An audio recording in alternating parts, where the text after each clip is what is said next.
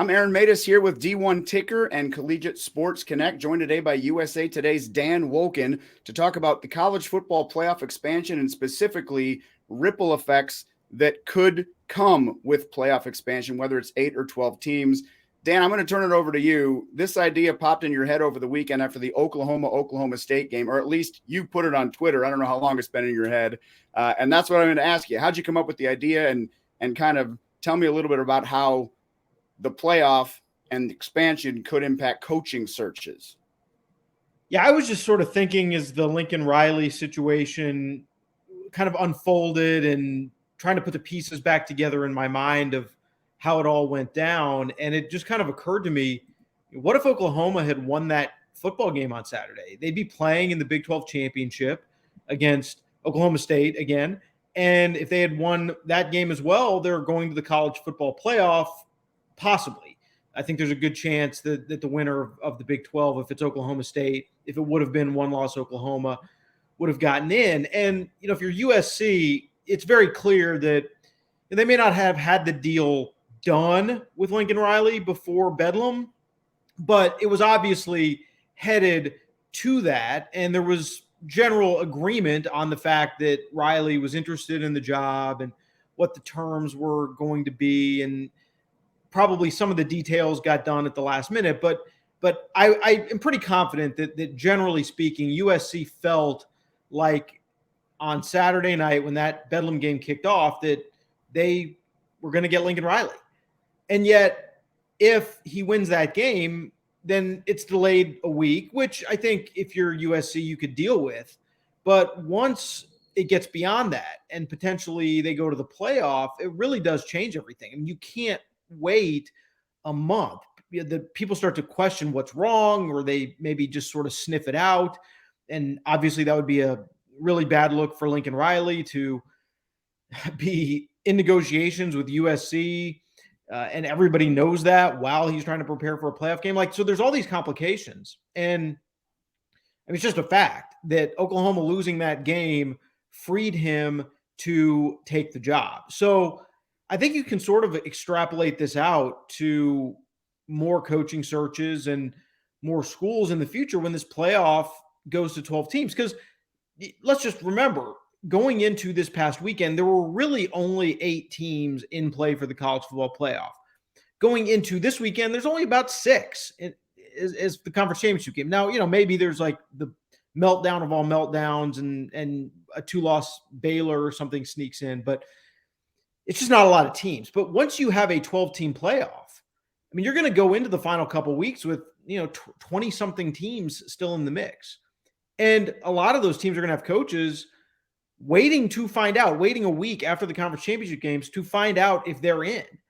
And so I just sort of wonder how that's going to impact a lot of these coaching searches as we go forward. And I do think it's going to cause a lot of complications, and it's going to be a real messy situation for schools looking for new coaches and potentially for coaches looking for new jobs. Have you thought any further about potential solutions? I know in the Twitter thread, so to speak, you mentioned maybe contract language has to change in some of these deals with coaches, or what is a solution to this issue? Because I think what you brought up just now is very significant. 16, 18, 20 teams going late into the season, wondering if they're going to be playing, into January, significant football. I don't know that I have the answers on this one. I haven't sat down and really dug in on it and haven't talked to enough people about it yet. But I do think that schools may have to start getting creative in how to address this contractually. I would imagine that today, and nobody's told me this directly, but I would imagine today that there are people at Oklahoma who are pretty ticked off that, not that Lincoln Riley left. I mean, that obviously comes with its own set of emotions, but that his mind was, at least to some degree, on USC while he was coaching the biggest game of Oklahoma's season. And did that have an impact on the outcome? I don't know. I mean, I don't want to say it did, but we also don't want to say it didn't. And I think that's tough. I think that's a really difficult scenario for everybody. And the reason you have it is because of this weird college football system that you have, and the fact that coaches contractually have ways to get out of their deals in ways that, like at the pro level, for instance, you can't really do during a season. Like, you don't have, the Tampa Bay Buccaneers stealing the Indianapolis Colts head coach, or trying to steal the Indianapolis Colts head coach in the middle of the season. That doesn't happen. So this is sort of a unique college sports problem. And I just wonder if people are going to have to look at these contracts and put in penalties for leaving or engaging with schools, in a certain way at a certain time, or, binding them to certain timelines where they can look for jobs. I don't know how it's going to have to be done, but I do think as you get into the playoff era, people need to start getting a little creative. Tell me about, Lincoln Riley maybe isn't going to come out and say this, but I think there's writing on the wall. With an expanded playoff, paths to the playoff change, and certainly some are easier versus other paths within conferences. Do you think this is a one-time occurrence with a guy the stature of Lincoln Riley going to a place, a blue blood, so to speak, like USC, or do you see other coaching searches impacted by ease of path to, say, a 12-team playoff? Yeah, I think that's yet to really play itself out, and we're just going to kind of need to see. First of all, we don't even know what the format exactly is going to be of the playoff, how they pick the teams, as conference champions get automatic bids, how many at large. Like, we don't really know all that yet, so I don't know that that's totally factored into the thinking. I do believe with Lincoln Riley that this notion of going into the SEC, changing conferences, making the job of the Oklahoma coach much more difficult than it's been in the Big 12 is something that he would have thought about and would have considered. Oklahoma was the best program in the Big 12 for many, many, many years, proven in the record and the ability to recruit and all that stuff. Now you're going into the SEC where, you're maybe the 6th or 7th best program, and maybe at least at the beginning, you're below that just in terms of the overall setup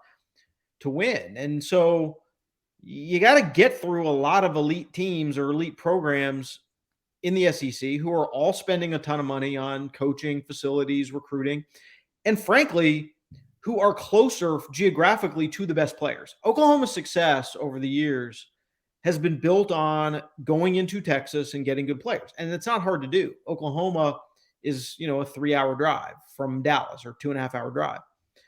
And yet, when you start to go into the SEC and you've got to raise your level of recruiting even more than it is now, you're playing a lot of road games. You're going into Texas and recruiting against Texas A&M and Texas.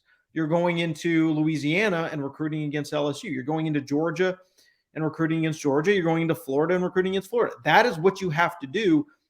And it does become a little harder to say, come to Oklahoma instead of that SEC program that's 2 hours closer to your house or that's right in your backyard. Oklahoma is still going to be a good program. I mean, the history shows that. But the job of the Oklahoma coach is much, much harder going into the SEC. There's going to be a lot of schools that in given years have disappointed fan bases, unmet expectations, and administrations that are getting impatient. And I think you go to USC, you go to the Pac-12, where you clearly have the best chance to win a national championship out of that league.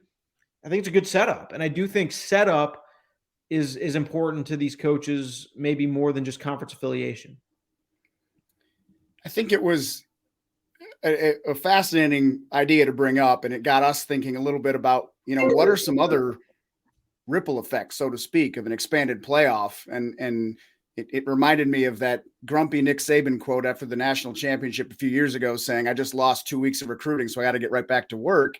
But to your point, there's going to be a lot of teams that aren't recruiting or maybe can't recruit to the level they'd like to. So, recruiting or the transfer portal or assistant coaching searches. I mean, how much could this impact? Have you thought of some of the other ripple effects, I guess? Yeah, I mean, look, a lot of this business gets done in early December historically. And Signing day. yeah, signing day, assistant coaches, moving jobs, all that stuff. And yeah, when you start to put a lot more teams in the mix, it definitely makes things more chaotic. And we all know situations that have happened even in the 14 playoff where, Lane Kiffin takes the FAU job, and while he's at Alabama, and Nick Saban essentially gets rid of him before the championship game because he couldn't really juggle the two jobs simultaneously. I mean, there's going to be a lot of that potentially.